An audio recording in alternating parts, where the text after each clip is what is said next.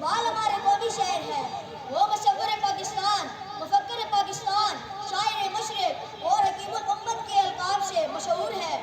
انہوں نے اپنی شاعری کے ذریعے مسلمانوں کو خواب و غفلت سے بیدار کر دیا، مایوس نوجوانوں میں امید کی کرن پیدا کی اور ان میں آزادی کی روح پھونک دی۔